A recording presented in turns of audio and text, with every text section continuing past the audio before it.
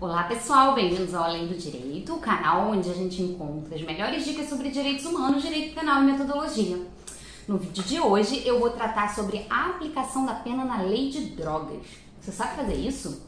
Bom, eu sou a professora Daniele Maia e se esse assunto te interessa, se inscreve aí no canal, ativa o sininho e ajuda a gente a crescer. E logo depois da vinheta eu vou explicar para vocês como a gente aplica a pena na lei de drogas.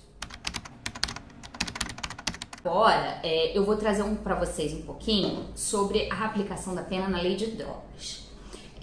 O artigo 42 da lei 11.343, ele fala assim: o juiz na fixação das penas considerará com preponderância sobre o artigo 59 do Código Penal a natureza e a quantidade da substância ou do produto, a personalidade e a conduta social do agente. Então vejam, na primeira fase de aplicação da pena, das circunstâncias judiciais, o artigo 42 da lei 11.343, lei de drogas, lei especial, diz pra gente que o juiz, na hora de aplicar a pena na primeira fase, ele vai observar com preponderância, ou seja, ele vai priorizar a natureza e a quantidade da droga, a personalidade e a conduta social do agente. Ele vai desconsiderar o que está lá no artigo 59 e ele vai priorizar essas três circunstâncias judiciais. As atenuantes e agravantes da segunda fase, a lei de drogas não menciona, então a gente utiliza o que está lá no Código Penal. E na terceira fase, a gente tem uma série de majorantes na lei de drogas que eu vou tratar com vocês agora. Mas antes, só lembrando que o artigo 28 da lei de drogas, ele não foi descriminalizado, houve apenas a despenalização, tá lá no RE 430105. E o STJ, e eu sugiro que vocês visitem lá o site, tem uma série de coletâneas na jurisprudência de teses sobre a lei de drogas. Então ele tem várias e várias e várias. Eu trouxe algumas para vocês, mas vocês podem ir lá dar uma lida porque é bem interessante. E na condenação por uso de drogas, essa condenação de uso de drogas, ela gera sim reincidência. Pode, né, gerar reincidência, e isso tá lá na jurisprudência de teses do STJ. As causas de aumento e diminuição da lei de drogas estão lá no artigo 40.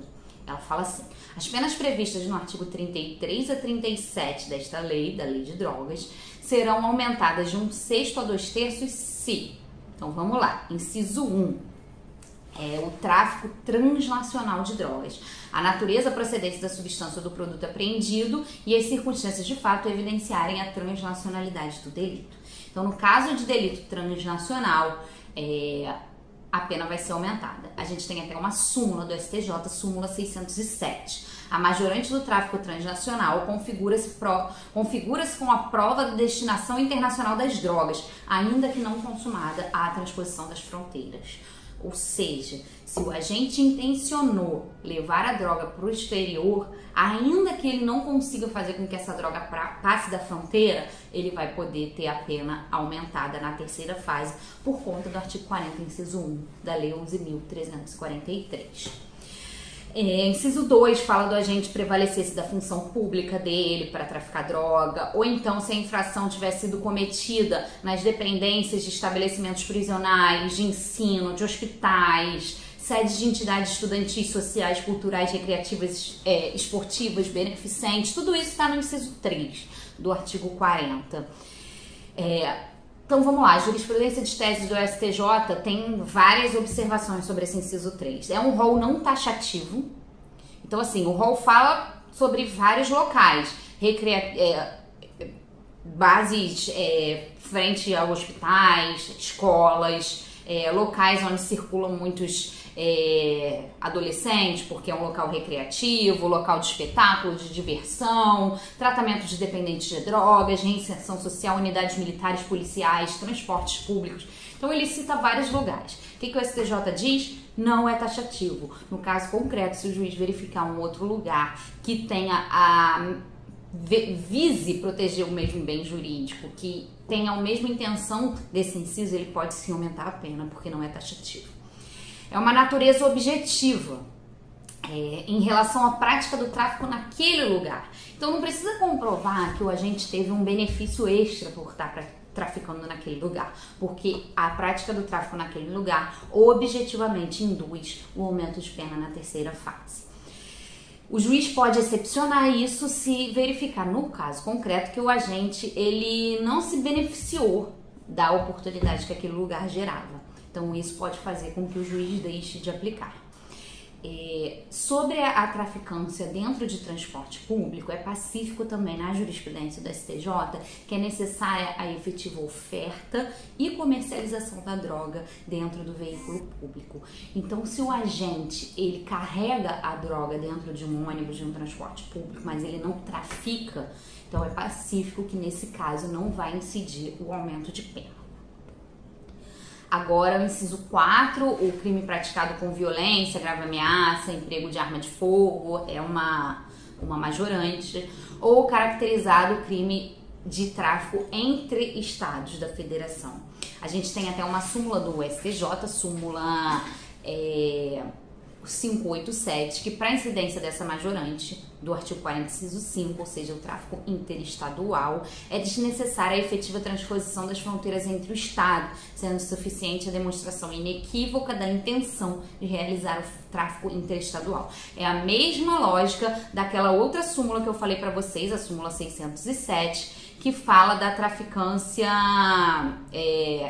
transnacional. E ainda, na jurisprudência de teses, a gente tem julgados falando que é possível sim a incidência do inciso 1 e do inciso 5 do artigo 40. É possível que no caso concreto incida o aumento de pena pelo tráfico transnacional e pelo tráfico interestadual, não geraria bis in idem. A gente também tem a prática envolvendo criança e adolescente, é uma forma de majorar. E a jurisprudência de teses também traz assim, se o agente financiar ou custear a prática do crime, é o inciso 7 do artigo 40. Então, a jurisprudência de teses fala assim, que se o agente ele financia a prática do crime, ele fala assim, o agente que atua diretamente na traficância e que também financia ou custeia a aquisição das drogas, deve responder pelo crime do artigo 33 caput, com incidência da causa de aumento prevista no artigo 40, inciso 7, que é essa questão do financiamento. Afastando-se, por conseguinte, a conduta autônoma prevista no artigo 36, que diz que financiar ou custear a prática de qualquer dos crimes previstos no artigo 33, caput, parágrafo 1º e 34. Então, se o agente ele trafica e financia o tráfico, ele vai responder pelo tráfico com o aumento de pena e não pelo tráfico combinado com o artigo 36 da Lei de Drogas.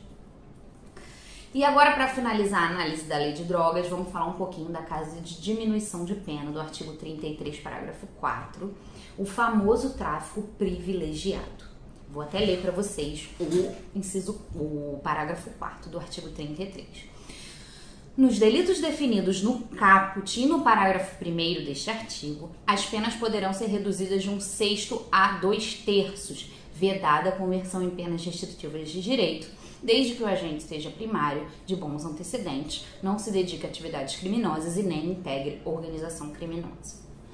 Então vamos lá. Primeira coisa, esse vedado a conversão em penas restritivas de direito é inconstitucional. Já foi reconhecido pelo STF, pelo STJ, existe até uma resolução do Senado afastando essa frase. Então, nada impede que aplicado o tráfico privilegiado com a incidência dessa minorante na terceira fase, que o juiz, no caso concreto, converta a pena em restritiva de direitos.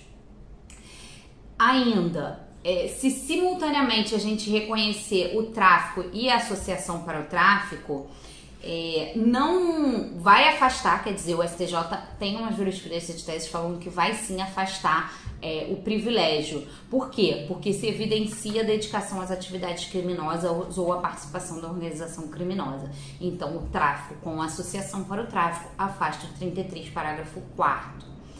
A natureza e a quantidade da droga, elas não podem simultaneamente justificar o aumento de pena da base, né, e afastar o 33, parágrafo 4º, que seria bis in idem. Então, a natureza e a quantidade da droga ou pode ser utilizada pelo juiz na pena base, para aumentar a pena base enquanto circunstância judicial, ou ele vai ser utilizada pelo juiz para afastar essa minorante do 33, parágrafo 4º. As duas não pode, porque seria bis in idem. Também tem na jurisprudência de teses do STJ falando que esse parágrafo 4º ele só pode ser utilizado se todos os requisitos estiverem presentes. Se só um deles estiverem presentes, não é possível a sua utilização. Tem uma jurisprudência de teses do STJ que fala assim: a utilização da residência como agravante genérica e circunstância que afasta a causa especial de diminuição de pena pelo crime de tráfico não caracteriza bis in idem.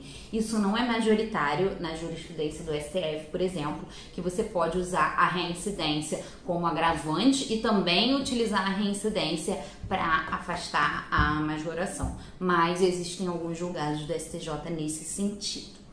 Existia uma súmula no STJ cancelada, a súmula 512, que dizia que o tráfico privilegiado, esse do parágrafo 4º do artigo 33, era crime hediondo. Essa súmula foi cancelada depois que o STF julgou o HC 118533, e nesse HC o STF definiu que o tráfico privilegiado não é crime hediondo. Então, após essa decisão do STF, o STJ resolveu cancelar a súmula 512.